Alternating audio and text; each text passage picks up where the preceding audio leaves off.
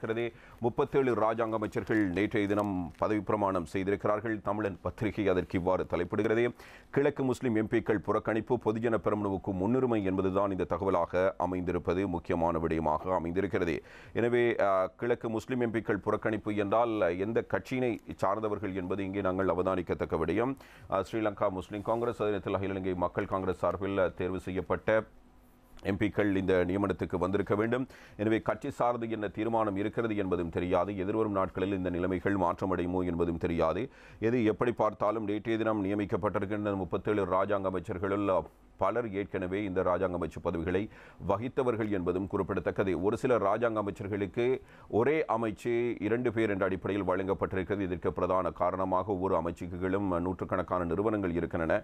சில நிறுவனங்கள் 40, 70 என்ற நிலையில் காணப்படுகின்றன. அவ்வாறு நிறுவனங்களை ஒரு தனியமைச்சரால் முன்னின்று நகர்த்த முடியாது. எனவே அந்த வேலைகளை பிரித்து கொண்டால் வேலைகளை செய்வதற்கு இலகுவாக இருக்கும் என்ற அடிப்படையில் இப்பொழுது ராஜாங்க அமைச்சர்கள் நியமிக்கப்பட்டிருப்பதாக அறிவிக்கப்பட்டிருக்கிறது. ஒரு தேசிய அரசாங்கம் அமைக்கப்பட வேண்டும், சர்வகட்சி அரசாங்கம் அமைக்கப்பட வேண்டும் என்ற பேச்சுக்கள் இருந்தாலும் கூட இந்த நிலையில் இப்போது மாற்றம் வந்திருக்கிறது என்பதையே நாங்கள் பார்க்கிறோம். அதிலும் உயர்கல்வி அமைச்சராக ஏற்கனவே சுரேன் ராகவன் அவர்கள் இருந்தார்.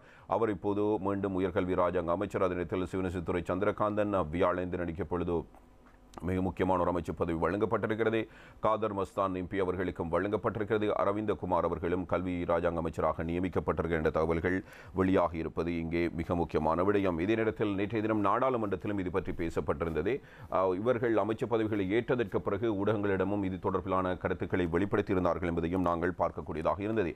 எனவே இந்த ராஜாங்க அமைச்சர்களில் யார் யாருக்கு என்னென்ன அமைச்சு பதவிகள் வழங்கப்பட்டன என்பது குறித்து நாங்கள் பார்க்கலாம்.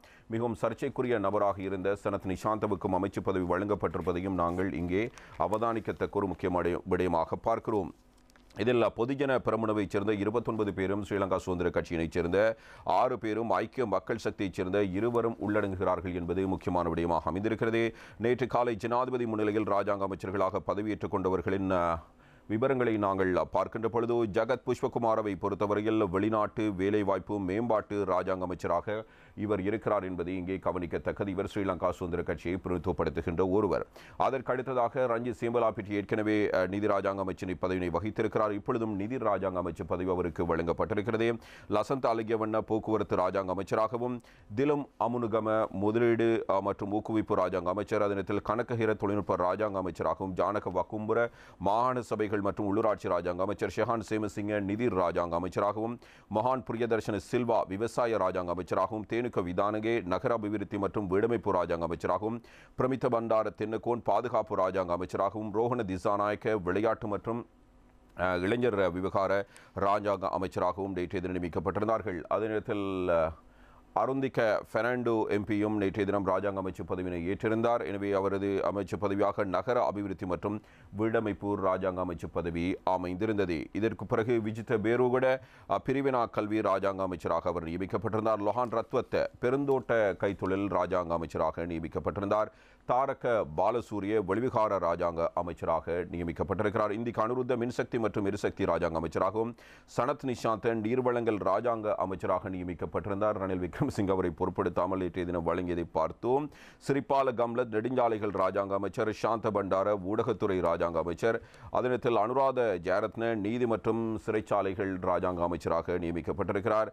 சதாசிவம் வியாழேந்திரன் வர்த்தக ராஜாங்க அமைச்சர், சிசிர ஜெயக்கொடி சுதேச மருத்துவ ராஜாங்க அமைச்சர், பியால் நிஷாந்தடி சில்வா கடற்றொழில் ராஜாங்க அமைச்சர், பிரசன்ன ரணவீர சிறு மற்றும் நடுத்தர தொழில் முயற்சிகள் அபிவிருத்தி ராஜாங்க அமைச்சர், டிவி சாணக்க வனவிலங்கு மற்றும் வன வளங்கள் ராஜாங்க அமைச்சர், டிபி ஹேரத் வள அபிவிருத்திக்கான ராஜாங்க அமைச்சர், சசீந்திர ராஜபக்ஷ நீர்ப்பாசன ராஜாங்க அமைச்சராக நேற்றைய தினம் நியமிக்கப்பட்டிருந்தார்.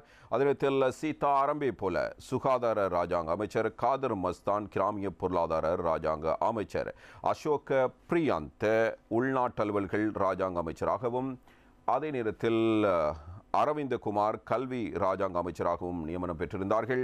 கீதா குமாரசிங்க பெண்கள் மற்றும் குழந்தைகள் விவகார அமைச்சராகவும், சிவனேசத்துறை சந்திரகாந்தன் கிராமிய வீதி அபிவிருத்தி ராஜாங்க அமைச்சராகவும் நியமிக்கப்பட்டிருந்தார்கள். சுரேஷ் ராகவன் உயர்கல்வி ராஜாங்க அமைச்சர், டானா கமகே சுற்றுலா ராஜாங்க அமைச்சர், சாமர சம்பத் தசநாயக்க ஆரம்ப கைத்தொழில் ராஜாங்க அமைச்சர். அனுப்ப பாஸ்குவல் சமூக வலுவூட்டல் ராஜாங்க அமைச்சு பதவிகளை இவ்வாறு நேற்றைய தினம் பெற்றிருந்ததே இங்கே நாங்கள் கவனிக்கத்தக்க முக்கியமான விடயமாக அமைந்திருக்கிறது. இதில் பல கட்சிகளையும் சேர்ந்தவர்கள் அதனிடத்தில் மொட்டு தரப்பிலிருந்து போட்டியிட்டவர்களும் முக்கியமாக உள்ளடங்குகிறார்கள். எனவே மொட்டு தரப்பில் போட்டியிட்ட ஏனைய கட்சிகளைச் சேர்ந்த சில உறுப்பினர்களும் இருக்கிறார்கள்.